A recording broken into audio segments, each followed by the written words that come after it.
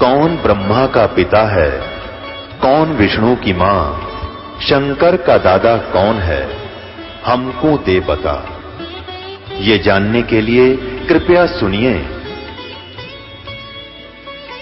जगत गुरु तत्वदर्शी संत रामपाल जी महाराज के अमृत वचन सर्व पवित्र धर्मों के पवित्र शास्त्रों के आधार पर। शिव पुराण में शिव जी की लीलाएं हैं, ब्रह्मा पुराण में ब्रह्मा जी के बारे में जानकारी है और देवी भागवत में माता के बारे में दिया हुआ ज्ञान है। उसको हमने पढ़ना चाहिए, उससे केवल ज्ञान होगा, उनसे मुक्ति नहीं होगी। इन परमात्माओं को पाने के नाम होते हैं, इनको बीज मंत्र कहते हैं और उन्हीं के आधार पर आप आधारित होगे, पूरे संत के पास जाओगे। गुरु बिन माला फेरते और गुरु बिन देवे दान, गुरु बिन दोनों निष्फल हैं, चाहे पूछो वेद पुराण में। अब गुरु बनाना अति आवश्यक है। कबीर साहब कहते हैं, राम कृष्ण से कौन बड़ो, उन्हों भी गुरु कीन और तीन लोक के वो मालिक, गुरु आज्ञा आदि। वो तीन लोक के धनी जो कि सर्वसंपन्न शक्ति, उन्होंने भी गुरु मर्यादा बनाई, उन्होंने भी गुरु बनाए वशिष्ठ मुनि जी को भगवान रामचंद्र जी ने और दुर्वासा जी को भगवान कृष्ण जी ने। अब यहां पर शंका उत्पन्न होती है, जो हमारी बातें सुनते हैं कि कृष्ण जी के गुरुदेव तो संदीपनी ऋषि थे। संदीपनी ऋषि जो थे अक्षर ज्ञान के गुरु थे और भौतिक ज्ञान के गुरु थे दुर्वासा जी। जैसे हमारे टीचर न्यारे होते हैं, वो भी गुरु कहलाते हैं, लेकिन जो भौतिक ज्ञान देता है ना, जो आध्यात्मिक ज्ञान देता है, वो गुरु न्यारा है। तो दुर्वासा जो है, दुर्वासा जी भगवान कृष्ण के आध्यात्मिक गुरु थे। संदीपनी उनके कुल गुरु होते हैं, जैसे ज्ञान गुरु भी उनको कहा जाता है। और वशिष्ठ मुनि जो है, उनमें दोनों ही, वशिष्ठ मुनि के अंदर दोनों ही क्वालिटी थी, योग्यता थी। वो अक्षर गुरु भी थे और साथ में आध्यात्मिक गुरु भी थे, उसमें दोनों क्वालिटियां थी। इसलिए उन्होंने एक ही करने से काम बन गया। तो यहां कहते हैं कि जब राम कृष्ण से तो आप लोग बड़े नहीं हो सकते, उन्होंने भी गुरु बनाए और सब लोग गए। गुरु एक नाम देगा, वो समझ लो आपका पासपोर्ट है, आपका पासपोर्ट है, और उस कमाई जो करोगे वो आपका फिर आगे काम आवेगी। वह ट्रांसपोर्ट आपको वहां से जाने के लिए वह नाम की कमाई काम करेगी। नाम एक आपके पास पासपोर्ट बन गया कि ये गुरु ने हमारे को एक प्रमाण पत्र दे दिया कि मेरा शिष्य है, और फिर जो उसने मंत्र दिया उसकी कमाई आप करोगे, तो फिर आप अपने उस कमाई के आधार पर वहां जाओगे और गुरु मर्यादा में रहते हुए आपने ये सारी क्रिया करनी पड़ेगी। तो यहां जो हम बताना चाहते थे आपको कि हमारी जो साधनाएं हैं वो बहुत गलत हो चुकी हैं।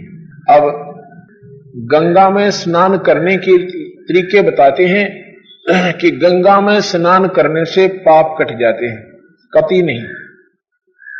गंगा एक उत्तम जल है और भगवान शिव के लोक से आई हुई पवित्र जलधारा है। ये बहुत निर्मल जल है, इस जैसा जल इस पृथ्वी पर नहीं है। लेकिन इसमें स्नान करने से पाप नहीं कटेंगे, पाप केवल नाम से कटते हैं। उसमें शुद्ध पानी है। अब जैसे एक बार जब यह गंगा यहां आने लगी तो भगवान से प्रार्थना की विष्णु जी से, हे भगवान, मेरे अंदर पापी लोग नहाया करेंगे और मैं भी पापनी बन जाऊंगी, तो मेरे पाप कैसे धोएंगे? तो भगवान ने कहा कि तेरे अंदर संत स्नान करेगा, कोई पहुंचा हुआ कमाई वाला भगवान के नाम की कमाई का, जब तेरे पाप कट जाएंगे। तेरा गजब हुआ। हम क्यों नौकान दान होता दो बुलावे, हम क्यों ना सीधे संतान दो पहुंच जाए तो गंगा के भी पाप कटे और गंगा बनानिया के भी कटे, तो हम वहां क्यों ना जाएं? तो कहते हैं 68 तीर्थ भरम भरम आवे, सो फल गुरु चरणा में पावे। तो इसी प्रकार हमने संत को ढूंढना होगा और संत भी पूरा हो। हमने क्या सुन रखा है, सुना सुना ज्ञान पर आधारित है कि सभी संत बराबर हैं, एक जैसी बातें बताते हैं, अच्छा ही मार्गदर्शन करते हैं। ये तो बात ठीक है। ज्ञान कोई और चीज होती है। जैसे भगवान के पाने का ज्ञान है वो सब एक जैसा है। चाहे आप किसी भी इष्ट की प्राप्ति की कोशिश कीजिए, चाहे ब्रह्मा की, विष्णु की, शिव की, भावे माता की, और चाहे ब्रह्म की, और ब्रह्म से ऊपर एक परब्रह्म या और पूर्ण ब्रह्म की, उसकी जो तरीके हैं, उसके जो भगत के लक्षण है वो एक जैसे होते, और भक्ति के गुण भी सभी बराबर बताएंगे। अब जैसे खेत में जमीन को संवारने के तरीके किसी से पूछ लीजिए, सभी बता देंगे, लेकिन उसमें जब बीज ठीक नहीं होगा तो वो सारे तरीके फेल हैं। आप विचार कीजिए। सभी कहते हैं सभी संत एक जैसे होते, नहीं होते हैं। सभी डॉक्टर एक जैसे नहीं होते हैं। कोई कहे डॉक्टर डॉक्टर सभी एक जैसे, कहीं से दवाई ले लीजिए, कभी नहीं। आप ऐसी गलती कभी नहीं करोगे क्योंकि आप इससे पूर्ण परिचित हो कि सभी डॉक्टर बराबर नहीं होते। बेशक एमबीबीएस के बोर्ड ला रखे हैं, वो भी बराबर नहीं मिलेंगे आपको। और डॉक्टर वो भी कहलाते हैं जो आरएमपी होते हैं, और डॉक्टर वो भी होते हैं जिन्होंने अपनी उच्च प्राप्तियां कर रखी हैं, लेकिन उनमें उतना ही अंतर होता चला जाएगा। ऐसे ही संतों में दिन रात का डिफरेंशिएट अंतर होता है। अब गौ सब बराबर बताते हैं, कहते हैं सभी संतों का आदर करना चाहिए, बिल्कुल चाहिए, क्योंकि संत, आप भी संत हैं, संतों के कोई सींग नहीं होते। सभी बहन भाई आप संत हो, जिन्होंने बुराई त्याग दी, भगवान में आस्था आपकी लगी हुई है। आप भी साधु हो, जिन्होंने भगवान पाने की कोशिश की गई है, वो योगी हैं, वो साधु हैं, वो संत है। अब सभी जिसमें साधु लक्षण है, भक्त लक्षण है, वो भक्त कहलाने योग्य है, और भक्तों में लक्षण होते हैं, वही भक्त कहलाता है, वही संत कहलाता है। इसलिए आदरणीय होते हैं। गौ हिंदू धर्म में एक पूजनीय पशु माना गया है। उनको माता की संज्ञा देकर के पुकारा जाता, आदर से, बिल्कुल ठीक है। अब कोई कहे सभी गौ बराबर हैं, सभी सम्मान गुरु हैं, गौ हैं, कोई गौ को अपने घर ले आना और बाल्टी ठोक देगी, दूध दे देगी, कभी नहीं देगी। गौ की दृष्टि से आदरणीय है, क्योंकि वो एक बहुत एक शरीफ पशु है, और उसके गुण भी बहुत हैं। अमृत जैसा दूध देती है। उसका गोबर जो है पहले विशेषकर लिपन में, पोतन में काम आता था, और साथ में खेत में खाद का काम करता था। उसके बच्चे हल जोतते थे। इसलिए उस गुणों के आधार पर ये माता की दृष्टि से कौन से देखा जाती थी, और माता की संज्ञा में ली गई। अब जो गौ दूध नहीं देती, उसको कोई घर नहीं रखेगा, उसके लिए गौशाला बनवा दी, साज ली, वहां रोक दो निवेशक। तो उन गौओं को अगर वो एक जैसी हैं, घर रखो उनको, कभी नहीं रखोगे। इसी गलती आप नहीं कर सकते। फिर भी वो आदरणीय है, लेकिन विशेष आदरणीय वह है जो 10 किलो दूध दे टाइम पे। गौ वो भी है जो 2 किलो दूध देर लात मार दिया, गौ वो भी कहलाती। ऐसे ही जो संत पूरी करने वाले, कमाई वाले हैं, लाभ तो होगा उन तक, वैसे बाकी सभी आदरणीय हैं। जैसे हमारे द्वार पर गऊ आ जाती है, उसको चारा रख देते हैं, पानी पिला देते हैं, और फिर चल गौ माता आगे न चाले, घर में नहीं रख सकते। ऐसे ही संत द्वार पर आते हैं, खाना खिलाइए, उनको सत्कार दीजिए, और फिर प्रस्थान करने के हाथ जोड़ दीजिए, क्योंकि उनके पास कमाई नहीं है। कमाई वाले संत से आपका काम बनेगा और गलत गुरु के आसरा लेकर अपना जीवन बर्बाद कर जाओगे तो भी आप निष्फल रहोगे। ये भक्ति के लक्षणों में सबसे पहले गुरु बनाना है, और गुरु के बिना जीव का मुक्ति नहीं होगी। कोई कहता है कि भगवान के दर्शन हो जा बस बेड़ा पार हो जा, कति नहीं होगा। भगवान के दर्शन से आपको टेम्परेरी रिलीफ मिलेगी, एक शांति सी मिलेगी, मुक्ति नहीं होगी। मुक्ति होगी भगवान की नाम की पूजा से, गुरु मर्यादा में रहकर पूरी वो अपनी मर्यादा निभाएंगे, उस नाम से मुक्ति होगी। ये प्रकरण हम शाम को सुनाएंगे और बहुत ढंग से सुनाएंगे, ध्यान से सुनना। ये 20 तारीख तक ये समागम है, इसका अवश्य लाभ उठाना चाहिए।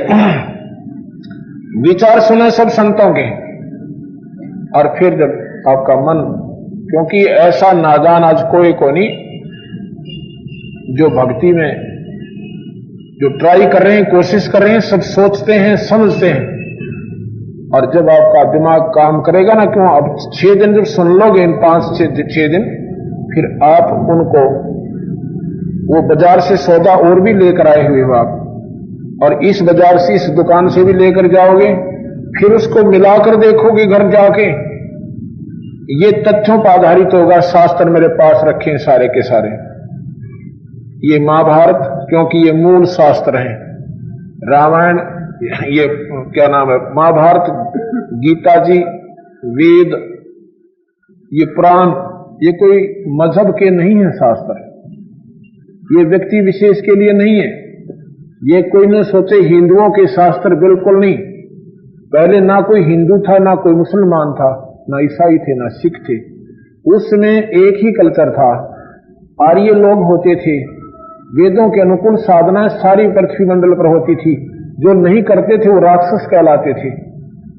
ये उस समय के लिखे हुए शास्त्र हैं। बाद में ये मजहब, ये बाद में बने हैं, अपने अपनी दखली, अपना अपना राज बाद में चला है, लेकिन वो शास्त्र भी इनसे मिलते हैं। चारों वेदों से वो मुसलमानों की चारों कतेबों का बहुत मिलता जुलता वर्णन है। इसी प्रकार हम शाम को आपको बताएंगे कि केवल भगवान के दर्शन से मुक्ति नहीं, गुरु बनाने से, नाम की कमाई करने से जब मुक्ति होगी। बोल सतगुरुदेव की। सत्संग में सभी भक्तात्मा सुन रहे थे कि कई भक्तात्माओं की ये धारणा होती है कि परमात्मा के दर्शन करने मात्र से जीव की मुक्ति हो जाती है, उसको सर्वस्व लाभ हो जाता है। ऐसा नहीं है। परमात्मा के दर्शन से शांति होती है, आत्मा प्रसन्न हो सकती है, लेकिन आत्म कल्याण नहीं हो सकता। और दूसरा कि गुरु के बिना जीव का छुटकारा नहीं हो सकता, कोई भी भक्ति आपकी सफल नहीं हो सकती।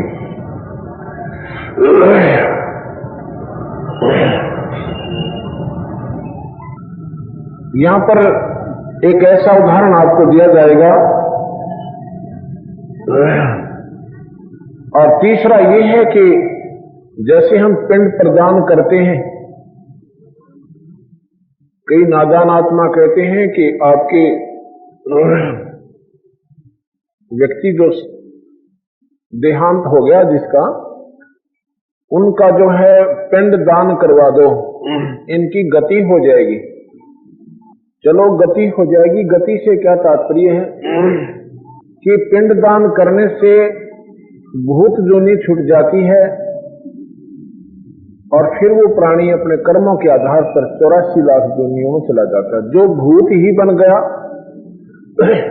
वो स्वर्ग में कभी नहीं जा सकता, क्योंकि भूत प्रेत योनि सबसे घटिया योनि है, सबसे खतरनाक ये दुनी है। और जो पितर बन चुके हैं, जो भूत बन चुके हैं, वो फिर उसके बाद 84 लाख दुनियों में जाएंगे। ये बिल्कुल प्रमाणित बात है। तो क्या करते हैं कि पिंड दान करवा दिए और कहते हैं तुम्हारे उसकी मुक्ति हो गई है, गति हो गई है। फिर कहते हैं कि उसके श्राद्ध निकालो, इसलिए कि उसको स्वर्ग में मिलेंगे। जब एक बात बताओ, जब उसकी गति करा दी तो भूत दुनी में था, उसकी मुक्ति करा दी कि उसकी भूत दुनी छूट गई, उसके बाद वो 84 लाख दुनी हो जाएगा, स्वर्ग में नहीं जाता। स्वर्ग में तो पहले ही चला जाता, उसने जाना होता, उसके ऐसे संस्कार होते थे। उसके बाद फिर कहते हैं इसके श्राद्ध शुरू करो। श्राद्धों की कहां आवश्यकता पड़ेगी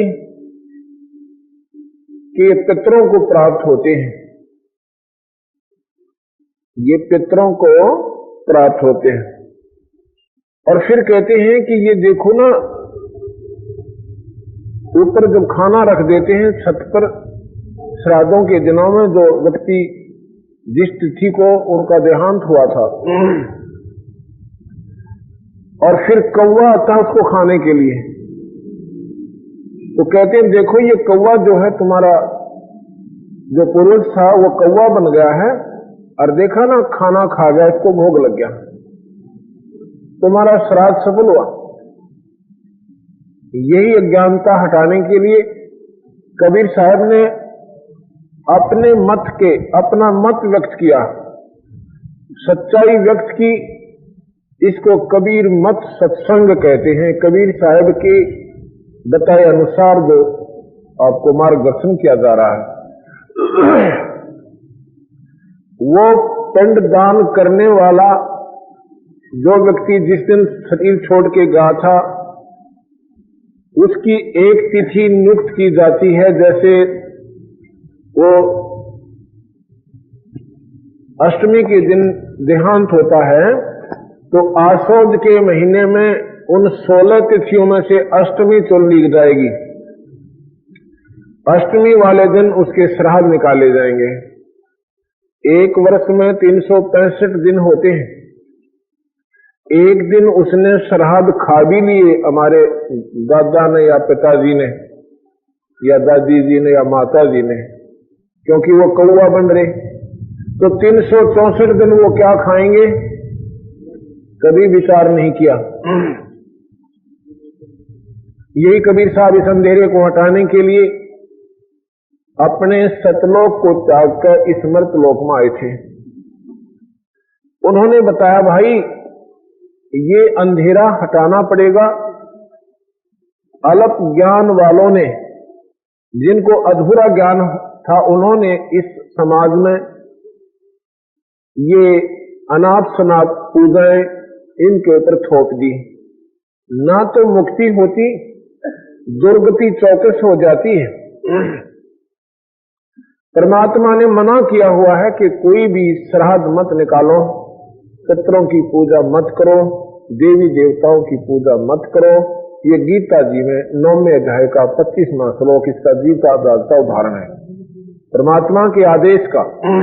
एक समय की बात है कि कबीर साहब काशी के अंदर गंगा में के ऊपर घूम रहे थे, गंगा के किनारे घूम रहे थे, तो उन्होंने देखा कि कुछ भक्त महात्मा, कुछ पुण्यात्मा क्या कर रही है कि गंगा जल का लोटा भरती है नीचे से पानी का, और सूर्य की तरफ मुख करके ऐसे पानी को उलेड़ रहे हैं और कुछ मंत्र बोल रहे हैं।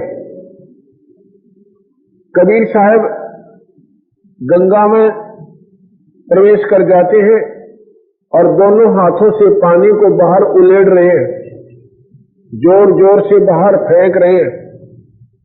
जो व्यक्ति जो अपनी पूजा विधिवत कर रहे थे, मांझ धोकर लोटा और कति 3 बार स्नान करके और फिर पानी सूर्य को डाल रहे थे, दे रहे थे। उन्होंने कहा कि नादान, कबीर साहब को, कि नादान ये तू क्या कर रहा है, ये तेरी कौन सी विधि है परमात्मा को ये पानी देने की, ये क्या कर रहा है, ये पानी को कहां भेज रहा है। कबीर साहब ने कहा कि मैं अपनी बगीची ला रखी है एक, हमारी झोपड़ी के आगे के आंगन में, ये पानी मैं अपने उस बगीचे में भेज रहा हूं। अरे नादान, ये पानी में, बगीचे में पानी कैसे जाएगा? ये तो यहीं रह जाएगा। आप क्या कर रहे हो? हम अपने पितरों को स्वर्ग में पानी भेज रहे हैं।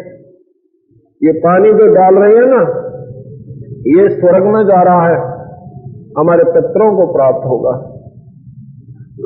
कबीर साहब कहने लगे, यहां से लाखों और करोड़ों वर्ष की, किलोमीटर यानी कोस की दूरी पर जब तुम्हारे पितरों को यहां डला हुआ पानी जा सकता है, मेरी बगीचे तो यहां से सारी आधा किलोमीटर भी ना पड़ती, वहां तो अवश्य गया होगा।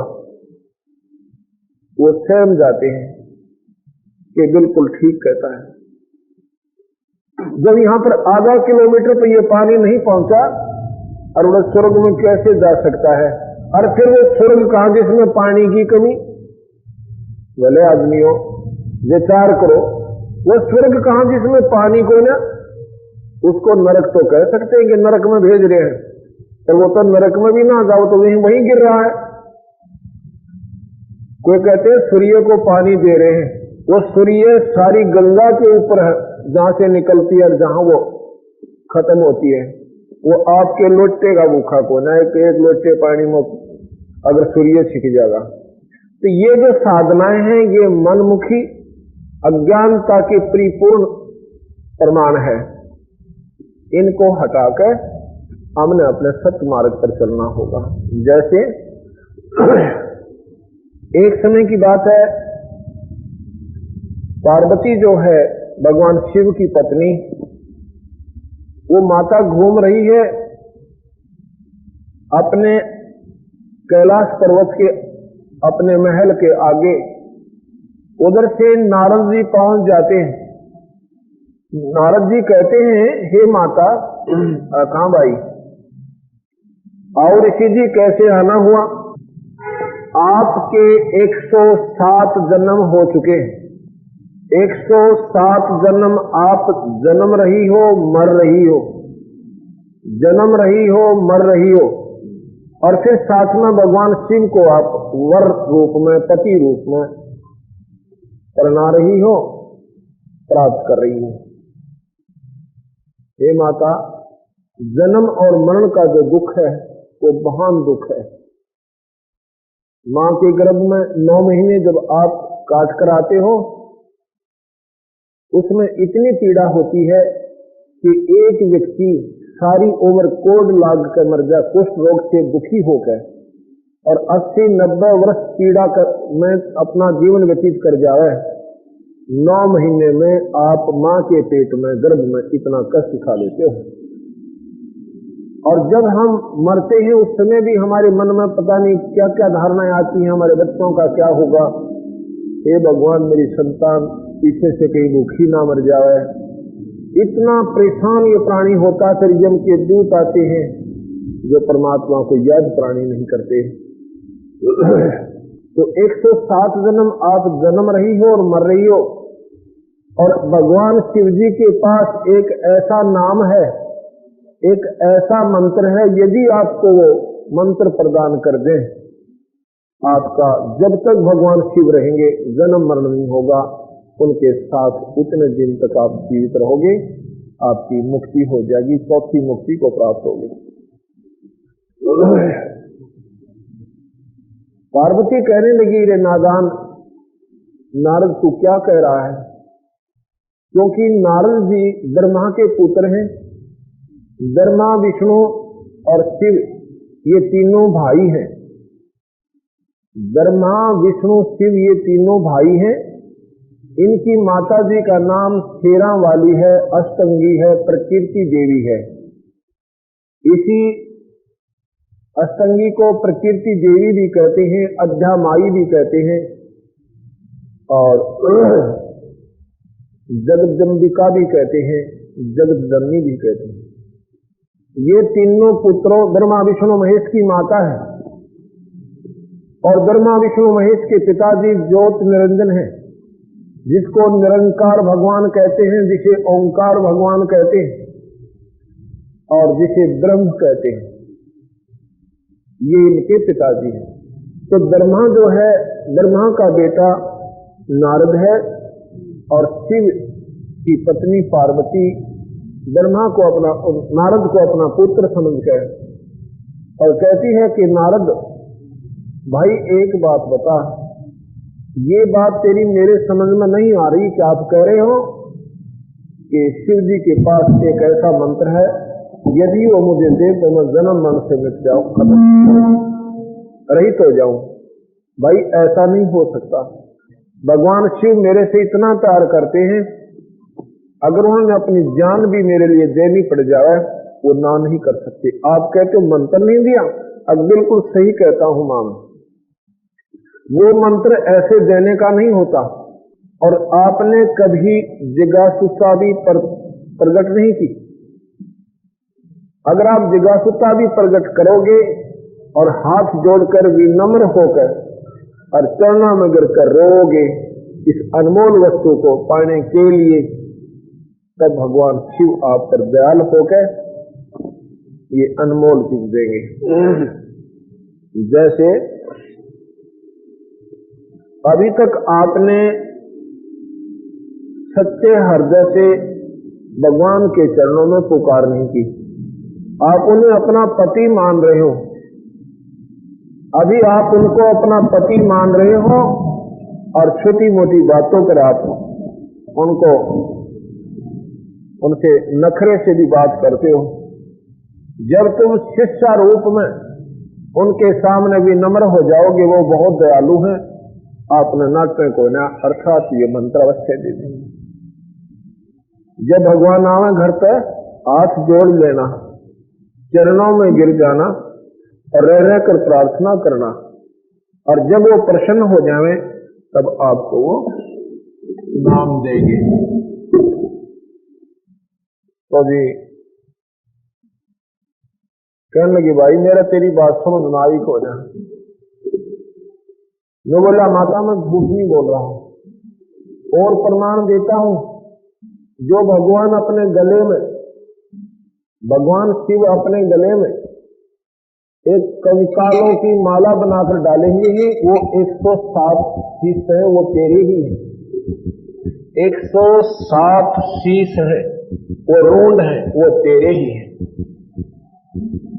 तो जब पार्वती कहती है अरे भाई वो हैं तो 107 बिल्कुल मैं कई बार गिना करूं, पर मेरे हैं अब तेरे हैं। अब आपका 108वां जन्म है और आप भगवान शिव के साथ भी रहती हो और आपकी मुक्ति नहीं हुई। अब यहां देखिएगा, पति और पत्नी सबसे ज्यादा नजदीकी होते हैं आपस में। पत्नी से ज्यादा पति के संग कोई नहीं रह सकता, इससे ज्यादा दर्शन कोई नहीं कर सकता। उससे पति के साथ रहते हुए, उस परमात्मा के साथ रहते हुए पार्वती की मुक्ति नहीं हुई, दिन रात दर्शन किया करती थी। पार्वती का पीछा भी नाम से छूटा और भगवान शिव को गुरु बनाना पड़ा।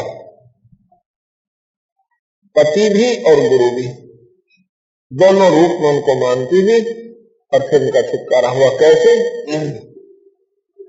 अब पार्वती को ये बात बड़ी खटकी कि घर में जड़ी रखी हुई और मैं इतने नीच के उसको प्राप्त करने के योग्य को ना नहीं बन पाई। बहुत रोती है, बहुत रोती है, रो रो कर रुझन मचा देती है। क्योंकि जब हम परमात्मा के लिए तरफते हैं, रोते हैं, आत्मा निर्मल बनती है, आत्मा हमारी साफ हो जाती है, अंतःकरण में जमा मैल कट जाते हैं। कहते हैं नाचे गाहे किन्हें ना मिलिया, जिन मिलिया किन रोए। परमात्मा और जब नाचे गाए हरि मिले तो कौन दुआगन होए। अगर नाचने गाने से भगवान मिल जाए कहते फिर कौन रो उसमें परमात्मा को, तो मिनटा में मिल जाए। नाचना गाना तो बहुत आसान है पर रोना मुश्किल है। जब भगवान शिव अपने घर पर आते हैं तो पहले की तरह पार्वती ने वो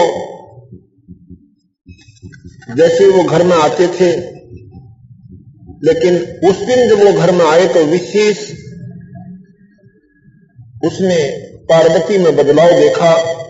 भगवान शिव के चरणों में गिरकर फूट फूट कर रोने लग जाती है और कहती है, भगवान मुझ पापनी में जरूर कोई कमी रही होगी। ए भगवान, आप मुझे जन्मते मरते हुए देखते रहे, आपके सामने मैं प्राण त्याग गई। आपके पास एक वस्तु थी जो मुझे दे देते तो मेरा मरण नहीं होता। ए भगवान, आपने इतनी हिम्मत कहां से आई आप में कि आपने मुझे मरते हुए देखते रहे आप मुझे, और वो मंत्र नहीं दिया। आपके पास एक अमर मंत्र है। और रोती है कि मैं तो नादान थी मालिक, आप तो जान ही जान थे। क्या मैं आपके याद नहीं आई जब मैं मरा करती थी? क्या आप रोए नहीं होगे? ये भाई यहां से उठा दो, ये धूप उठा दो यहां से, एक लो ले जाते। तो शिव जी क्या कहते हैं कि पार्वती ऐसी बात नहीं, जब तो मरती थी मैं टक्कर मार मार कर रोता था। एक समय की बात है कि राजा दक्ष के यज्ञ हवन कुंड में आपने प्राण त्याग दिए थे, आत्मदाह किया था। जो समुद्र में जैसे शंखले होते हैं, शंख बजाते हैं ना, इस शंख जैसी सख्त लेकिन उसका आकार न्यारा होता है। एक जीव होता है और वो उसको सीप बोलते हैं। वो जो सीप होता है, जब उसको मोती बनाना होता है, उसके अंदर एक विशेष प्रक्रिया होती है कि उसका मुंह खुल जाता है, और जब मुंह खुल जाता है वो समुद्र के ऊपरली सतह पर आ जाती है। आकाश के पानी को लेने के लिए समुद्र के पानी से उसका काम नहीं बनेगा।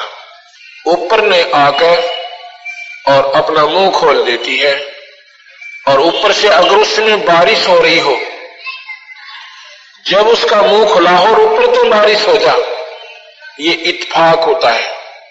उसमें एक ही बूंद लेकर और वो वापस सिक जाती है।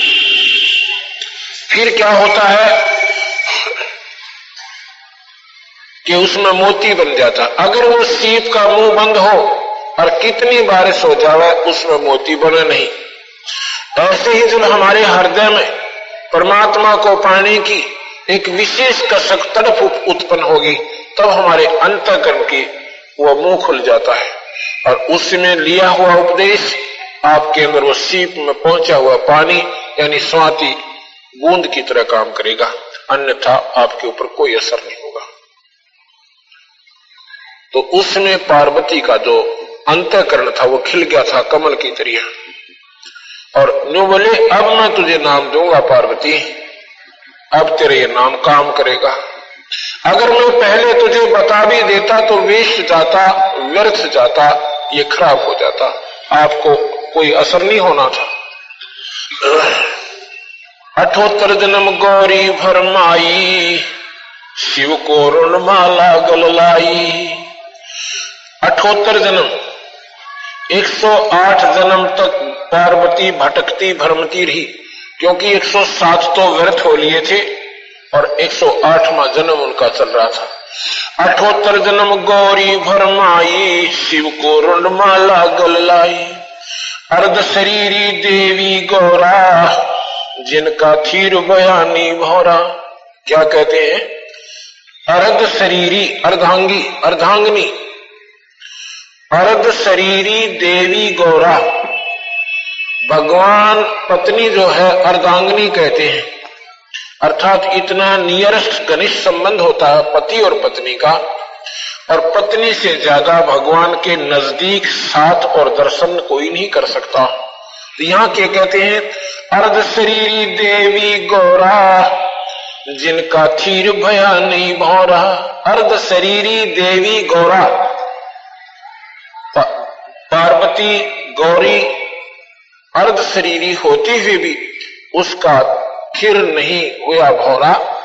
भौर माने ये जीव, थिर माने जन्म मरण से बचा नहीं। कब तक? जब तक उन्होंने नाम नहीं लिया और गुरु रूप में भगवान शिव को नहीं माना। इस एक कथा से आपको 3 प्रमाण मिल रहे हैं कि पार्वती जब मरती थी उसके पिंड भी दान करे थे पर मुक्ति नहीं होती, और जब तक नाम नहीं मिला उसका छुटकारा नहीं हुआ। नारद मुनि उपदेश बखाना, गिरजा सनो मोक्ष पद ज्ञाना। नारद मुनि उपदेश बखाना, बखाना माने बयान किया, वर्णन किया, ये ज्ञान बताया, पार्वती को उपदेश दिया। नारद मुनि उपदेश बखाना, गिरजा सनो मोक्ष पद ज्ञाना।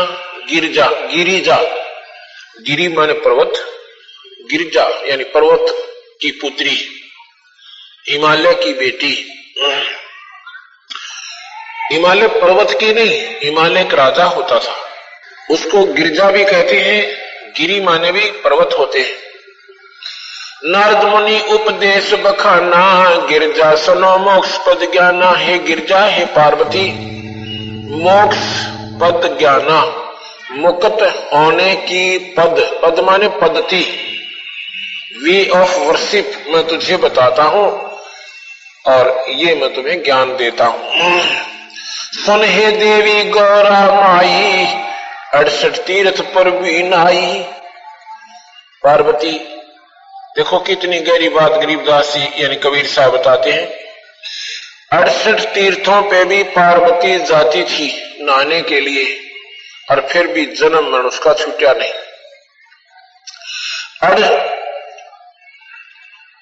सुन हे देवी गौरा माई, 68 तीर्थ पर भी नाई। पिंड प्रदान की एक बारी, या खुली नहीं तेरी मुक्त द्वारी। कितनी बार तुमने पिंड प्रदान किए पर ये तेरी मुक्ति का द्वार यानी मुक्त होने का रास्ता प्रशस्त नहीं हुआ, क्योंकि गुरु बिना माला फेरते, गुरु बिन देते दान, गुरु बिन दोनों निष्फल है। पूछो वेद पुराण। रुंडमाला शिव के गल माही, सो देवी तुम जानो नहीं। रुंडमाला, रुंड माने कहते सिर, ये खप्पर है। पार्वती के कंकाल ये सिर जब खत्म हो जाता था यहां से काट लेता था भगवान, और उसके रस्सी डालकर और गल में डाल लेता था, अपनी प्यार का प्रतीक अपनी पत्नी के प्रति। रुंडमाला शिव के गले, गिरजा के सिर शीश। भक्ति दुराही देव को ना परसा जगदीश। तुमरा देवी रूप विशाला, शिव तो पर रहे रुंडमाला। प्रलय संग असंख्यों जाही, अमरकत शिव कल के माई। अमरकत शिव है अनुरागी, तुम देवी गौरा दिल त्यागी। भगवान शिव यानी सबसे ज्यादा आयु रखते हैं। भगवान शिव सबसे ज्यादा आयु रखते हैं किसमें? ब्रह्मा और विष्णु से। 7 ब्रह्मा जब समाप्त हो जाते हैं, मर लेते हैं, एक विष्णु का अंत होता है। 7 विष्णु मर जाते हैं यानी समाप्त हो जाते हैं, तब एक शिव का यानी भगवान शंकर का अंत होता है। इनकी आयु इनसे इतनी ज्यादा है। मूल मंत्र ने नाम सुनाया, ताते कल्प तेरी हो काया। वो मूल मंत्र, वो जन्म मन से छुटवाने वाला आपको अमोघ मंत्र भगवान शिव ने नहीं दिया, इसलिए तेरी काया जो है जन्म मरण के अंदर है, यानी ये अमर नहीं हो पाई। महादेव देवन पति देवा, जाकी करी ना गौरी सेवा। महादेव देवन पति देवा, महादेव देवताओं के भी देवता, उसकी तूने सेवा नहीं की। सेवा तो पति रूप में करती ही थी, पर गुरु रूप में सेवा ना करी। उनको गुरु रूप नहीं माना। गुरु पर चलना चाहिए। अगर हम भगवान मानकर नहीं चलेंगे गुरुदेव को, हमारी भक्ति सफल नहीं हो सकती। जैसे मैथमेटिक्स के अंदर मैट्रिक और मिडिल में एक क्वेश्चन आता है जिसको इंटरेस्ट का क्वेश्चन कहते हैं, यानी ब्याज का। उसमें मानते हैं मान लो मूलधन 100, मान लो मूलधन 100 रुपए सपोज करके उसको, फिर उस मूलधन को हमने 100 रुपये मानना पड़ा और उस मूलधन को मान के हमने अपने असली मूलधन को प्राप्त कर लिया। ऐसे ही गुरुदेव को मान लो गुरुदेव भगवान। ऐसा नहीं मानोगे तो आपको वो भगवान नहीं मिलेगा, वो अपना भगवान नहीं मिलेगा। जैसे उस 100 रुपये मूलधन माने बिना हमें वो अपना असली धन प्राप्त नहीं हो सकता था। महादेव देवन पति देवा, जाकी करी ना गौरी सेवा, कर बंधन कर शीश नमावो, तन मन अर्पो शीश चढ़ाओ। नारद जी बता रहे हैं माता भगवान आवना, चरणों में गिर जाना और हाथ जोड़ना, नाक रगड़ना और माफी मांगना कि मेरे से कोई गलती हुई होगी महाराज। इतने दयालु देवता। और अपनी पत्नी की जान बचाने की खातिर इंसान अपनी जायदाद बेच सकता है, अपना सर्वस्व धन लगा सकता है और जो है, लेकिन वो नाम नहीं दिया उन्होंने। क्यों नहीं दिया? कि ये इतना अनमोल चीज है और ऐसे देने से ये काम भी नहीं करता। गरीबदास जी कहते अति अधीन दीन हो प्राणी, और जाको कहना ये अकथ कहानी।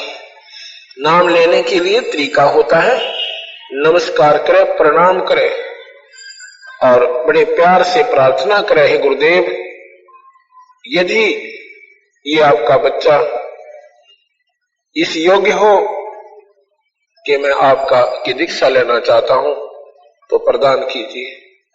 इतना विनम्र भाव से यदि आप गुरुदेव से प्रार्थना करोगे और फिर आपको उपदेश दिया जाएगा तो उपदेश आप में समावेश होगा, अर्थात आपके ऊपर पूरा असर करेगा।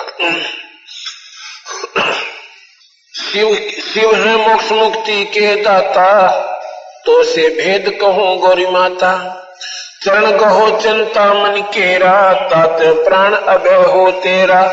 कमल रूप देवी दिल की न्या, कमल रूप देवी दिल की न्या। नारद मुनि उपदेशी चीन्या, जद आए शिव मंगल अवधूता। देवी चरण लिए सतरूपा। क्या कहते हैं बंदी छोड़ के जब भगवान अवधूत कहते हैं उस महापुरुष को, महात्मा को केवल एक तहमंद यानी एक चद्दर बांध राखी हो, वो भी गोड्या तक, घुटनों तक, और ऊपर भी नंगा रहते हो और घुटनों से नीचे भी नंगे रहते हो, उन महात्माओं को अवधूत कहते हैं।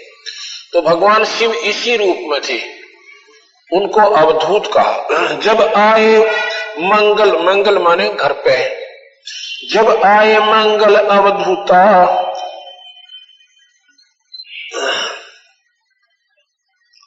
जब आए मंगल अवधूता। देवी शरण लिए सतरूपा। सतरूप यानी कति हृदय से, सच्ची भावना से भगवान के चरणों में गिर गई और प्रार्थना की, ए भगवान मैं तो बालक थी, आपकी बच्ची समझ लो, क्योंकि आप अब मेरे गुरुदेव रूप में हो। कमल रूप देवी दल की न्या, नारद मुनि उपदेशी चीन्या। कमल रूप इतना कोमल हृदय हो गया माई का, जैसे कमल के फूल पर ना कोई कण रुके मिट्टी का, उस पर मैल नहीं हो सकता, उसमें करड़ापन नहीं है, बहुत मुलायम होता है। ऐसा हृदय जब मां का हो गया। कमल रूप देवी दिल की न्या, नारद मुनि उपदेशी चीन्या। अब सत्संग आप सुनोगे, आपके हृदय में परमात्मा पाने की एक उमंग उठेगी। वो हम आपके हृदय में जो विकार थे अज्ञानता थी वो साफ हो जाएगी सत्संग के सुनते, और फिर हृदय में कसक उठती है और फिर आप नाम लेने की सोचोगे। जब हमारे मैल कट जाएंगे, हमारे पाप नरमा जाएंगे, जब हमें भगवान की तरफ नाम लेने की रुचि बनेगी, नहीं तो नहीं बनेगी। जब तक हमारे ऊपर पाप प्रभावी रहेंगे इतने हम नाम की सोच भी नहीं सकते और विचार भी नहीं कर सकते, क्योंकि वो पाप कर्म ना जाने कहां ऐसी कोबद करवा देगा और फांसी की सजा दिवा दे। इसलिए अपनी चेष्टा करनी चाहिए, सत्संग ज्यादा से ज्यादा सुनकर जल्दी से जल्दी उपदेश लेकर अपना कर्म शुरू कर देना चाहिए। इस श्वास का नहीं भरोसा कब खत्म हो जा, एक श्वास आता है दूसरा आने की कोई उम्मीद नहीं है। कमल रूप देवी जल कीन्या, नारद मुनि उपदेशी चिन्या, चरण पकड़ रोवत है बाला, मोरे शीश किए रुंड माला। के बोले भगवान चरणा में पड़ के वो बाला यानी पार्वती रोती है। अन्यों कहे भगवान ये मेरे सिर और आपने गले में डाल रखे, मोसे भक्त दुरावी देवा, मैं जानी ना तुम्हारी सेवा। हमारे से आपने भक्ति को छुपा के रखा, मैं आपकी सेवा नहीं जान पाई, मैं ये नहीं समझ पाई कि आप कैसे प्रसन्न होगे, क्योंकि मुझे ज्ञान नहीं था। मैं अबला हूं बाला भोरी, पार निभाओ हमारी डोरी। क्या बोले? मैं बाला हूं अबला भोरी, मैं अबला हूं बाला भोरी।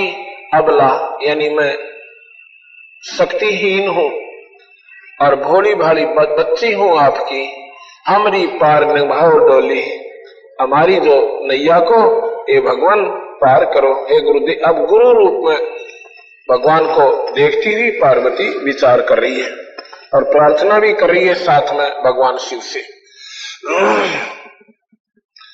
मूल मंत्र महबूब पूर्व जन्म की कथा सुनाओ, मूल मंत्र शिव हम गौराओ, बोल रही भव सागर हम ही, मोक्ष मुक्ति के दाता तुम ही। शिव पकड़ तो शीश पकड़ सुन देवी बाता, को उपदेशी मिला विधाता। भगवान शिव जब वह रो रही थी ना चरणों में गिर के, ऐसे सिर पे हाथ रख के पार्वती को ऊपर न मुंह करवाते हैं और कहते हैं न्यों बता पार्वती, ये तेरे दिमाग की बात को ना, तेरे को किसने बताया ये कहानी कि मेरे पास ऐसी अनमोल चीज है।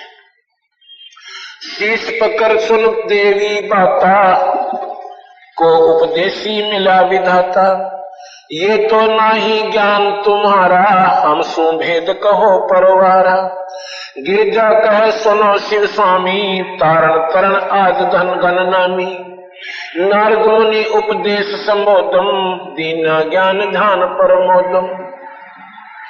पार्वती ने बोली जी मैंने भगवान और नारद जी आए थे, मुझे बता कर गए हैं, उन्होंने मेरे से उपदेश संबोधन इस भक्ति के बारे में मुझे संबोधित किया, ये ज्ञान मुझे उन्होंने बताया।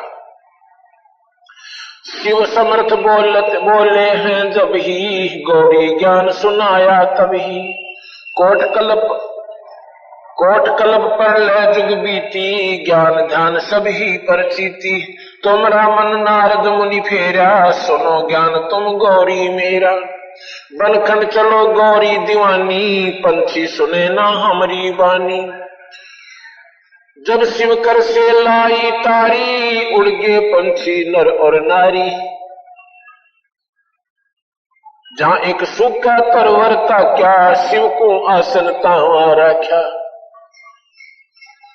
जहां एक गंध अंड तिस्माही, जिस जानत है समर्थ साही। जोग असंग कल्प भर माया, पूर्व जन्म कोई पिछला आया। तब अब तुम सुनो गौरी मेरा ज्ञाना, आसन मुख कोट कर कोट ईशाना। आसन पदम लगाओ भोरा, मेरे दंड को राखो। आसन पदम लगाओ गौरा, मेरे दंड सोता कर भोरा। चंद्र लगन में सुरत लगाओ, सूरज सुर को बंद खमाओ। गौरी आदि गणेश मनावो हो, किलियम किलियम ध्यान लगाओ। देखो कितनी गहरी बात गरीबदास जी महाराज बता रहे हैं कि भगवान शिव के बोले कि पार्वती ईब मैं तुझे नाम दूंगा, अब तेरे में वो उमंग होगी जिसकी मुझे आवश्यकता थी। अब बिना संवारे हुई जमीन में कोई बीज बो दे वो हो को ना, वो उगेगा नहीं।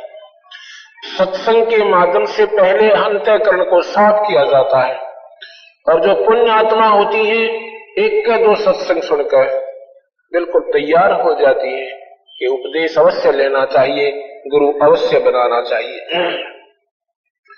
तो भगवान शिव कहते हैं कि चल पार्वती, ये इतना अनमोल मंत्र है, आम व्यक्ति के सामने नहीं बताया जा सकता। ऐसे स्थान पर चलेंगे कोई पक्षी भी हमारी बात को ना सुन ले, नहीं तो उसको भी असर हो जाएगा। और वो क्योंकि ये मंत्र, ये नाम ऐसी चीज होती है, पहले क्या था आपने देखा होगा कि राक्षस भी सिद्धि युक्त हो जाते थे, जो नाम ले लेते थे उस मंत्र की सिद्धि कर लेते थे, उनमें सिद्धियां आ जाती थी। आकाश में उड़ जाना, छोटे बड़े हो जाना, गुप्त हो जाना, अंगार बरसा देना। तो उन्होंने उन सिद्धियों का दुरुपयोग कर लिया उस मंत्र के जाप से लेकर, और फिर वो राक्षस कहलाए क्योंकि उन्होंने उसका दुरुपयोग किया, आम व्यक्ति को सताने लगे। इसलिए वो मंत्र जो सही मंत्र है वो विशेष अधिकारी जीव को दिया जाता है ताकि उसका दुरुपयोग ना करे, अपना काम बना जावे, मुक्ति पा ले। इसलिए ये नाम आम व्यक्ति के सामने नहीं दिया जाता। आम व्यक्ति भी इस नाम को लेकर और हो सकता है छोटी मोटी सिद्धियां प्राप्त कर ले और स्वयं पंसारी बन बैठे और भी ज्यादा हानि उसको हो जावे। फिर क्या होता है, भगवान शिव पार्वती को साथ लेकर जहां पर आजकल अमरनाथ नाम का मंदिर बना हुआ है, उस स्थान पर एक सूखा हुआ तरवर था, एक ट्री था, ट्री बहुत, उस पर कोई पत्ता नहीं था, टहनी भी नहीं थी, मोटी मोटी डाल जो कटी हुई होती है इस तरह की, वो सूखा खड़ा था, उसमें पत्ते नहीं थे। वहां जाकर के भगवान बैठ जाते हैं, साथ में पार्वती को बैठा लेते हैं। वहां क्यों बैठा कि इसमें कोई पक्षी आएगा तो हमें नजर पड़ जाएगा और उसको हम भगा देंगे, ये मंत्र सुनने नहीं देंगे। ऐसे स्थान पर पहुंच गए, वहां पर चारों तरफ बर्फ ही बर्फ है, आम को जीव वहां जा नहीं सकता, केवल पक्षियों का डर था कि वो आ सकते हैं। फिर उन्होंने क्या किया कि 3 तारी बजाई, ऐसे भगवान शिव ने 3 जब तारी बजाई तो उस जितने भी वहां पक्षी थे सारे उड़ गए, इतनी जोर की आवाज हुई, भयंकर आवाज, जैसे बिजली कड़का करे। और उसमें जो अंडों में बच्चे भी थे, वो भी जो अंडे थी उनमें बच्चे बनकर उड़ गए। उसी वृक्ष की खोगर में एक अंडे तोते का गंदा अंडा पड़ा हुआ था,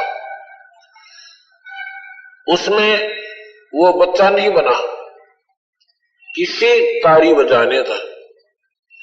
ये जीवात्मा जब शरीर को छोड़ती है, इसको क्यों फूंकते हैं, इसको क्यों दबाते हैं, क्यों गाड़ते हैं, या जल प्रवाह क्यों करते हैं? क्योंकि वो आत्मा जो इसमें से निकल जाती है, इसमें 80 वर्ष रहती है, 70 वर्ष रहती है, इसमें विशेष लगाव बन जाता है और वो उसके चिपकी रहती है, वो उसे हटती नहीं। इसको फूंक देते हैं, सवा कर देते हैं, फिर ये वहां से हट जाती है और फिर ये अपने ऊपर को चलती है, इसको यमदूत फिर ले जाते हैं। तो ऐसे ही जो एक तोते के गंदे अंडे में एक आत्मा चिपकी हुई थी, क्योंकि ये प्रारब्ध होते हैं कि ऐसे ऐसे आपने वहां इतने समय तक इस दुनिया में कई बच्चे गर्भ में ही मर जाते हैं, कई बच्चे उस दिनों के बाद समाप्त हो जाते हैं। ये उनका इतना ही संस्कार उस योनि में था। तो असंख्यों जन्म उस आत्मा के हो चुके थे। कभी 84 भोगी, कभी मनुष्य भी रहे होंगे, लेकिन वो संस्कार उसके ऐसे संयोग जुड़ा कि वहां भगवान ने कथा सुनाना हुआ, अर्थात पार्वती को नाम देने हुआ, और ऊपर उस वृक्ष की खोगर में, वृक्ष की जो शाखा होती है वो सूखे वृक्ष की शाखा थोथी सी अंदर से होलो थी, और उसमें वो तोते के अंडे उसमें थे। बाकी जो समस्त अंडे थे वो तो बच्चे बनकर उड़ गए, लेकिन एक गंदा अंडा उसमें पड़ा था और वो आत्मा भी उसमें चिपकी हुई थी। अब भगवान पार्वती से कहते हैं शिव जी के ईशान कूट को मुंह कर ले। ईशान कूट कौन सा होता? पूर्व और उत्तर के बीच की जो दिशा होती है उसको ईशान कूट कहते हैं। जब पार्वती ने ऐसे मुंह किया और फिर भगवान बताने लगा कि मूल कमल में ध्यान लगाओ और ये नाम जाप करो जो मैं दे रहा हूं, और उसमें देखो आपने क्या दिखाई देता है। मूल कमल में 4 पंखड़ी है। ये जो रीढ़ की हड्डी है ना, अपनी बैकबोन जिसे कहते हैं, बैकबोन, रीढ़ की हड्डी जो नीचे जाकर के जहां समाप्त होती है, इससे 2 उंगल ऊपर अंदर की तरफ में एक कमल का फूल के आकार की कुछ अंतड़ियां सी बनी होती है। उसकी 4 पंखड़ियां हैं, कमल के फूल जैसा आकार है। को ऐसे आसन पद्म लगाकर, आसन पद्म लगाओ गौरा, आसन पद्म लगाओ गौरा, मेर दंड सोदा कर गौरा। आसन पद्म क्या होता है कि दायां पैर का पंजा बाएं पैर पे और बाएं पैर का पंजा दाएं पैर पर रख ले, इसको आसन पद्म कहते हैं। और मेर दंड सोधा कर भौरा, मेरुदंड कहते हैं बैकबोन को, इसको रीढ़ की हड्डी को मेरुदंड कहते हैं। ऐसे सीधी बैठ जा, और अब मैं बताऊं ऐसे क्या कर कि पहले प्राणायाम कर। पार्वती को कहते हैं भगवान शिव कैसे? चंद्र लगन में सुरत समावो, सूरज सुर को बंद खमावो। चंद्र है ये ठंडा, ईला पिंगला। ईला जो श्वास, ये नाक है, ईरा साइड की जो श्वास है, इसको बाएं तरफ का, इसको ईड़ा कहते हैं। ईड़ा को चंद्र नाड़ी भी कहते हैं। चंद्र का मतलब ठंडी नाड़ी, और ये गर्म है पिंगला, ईड़ा पिंगला। इनके जब दोनों का श्वास शुरू हो जाएगा फिर सुषुम्ना खुल जाती है, तीसरी नाड़ी खुलती है। कहते चंद्र लगन में सुरत लगावो, सूरज सुर को बंद खमावो।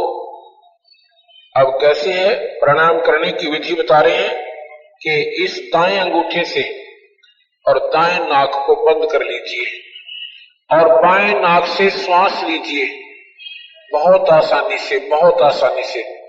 इतनी आसानी से अगर यहां धागा हो तो धागा खींचे नहीं श्वास के साथ, ऐसे कीजिए। फिर दाएं अंगूठे को हटा लीजिए और बाएं सुर को बंद कर लीजिए, पहली उंगली छोड़कर दूसरी से, और वो श्वास जो अंदर जा रहा है उसको दाएं नाक से निकाल दीजिए। फिर दाएं से वापस लीजिए। अब मैं बोल रहा हूं समझाने के लिए, नहीं, प्राणायाम वो दूसरे ढंग से होता है।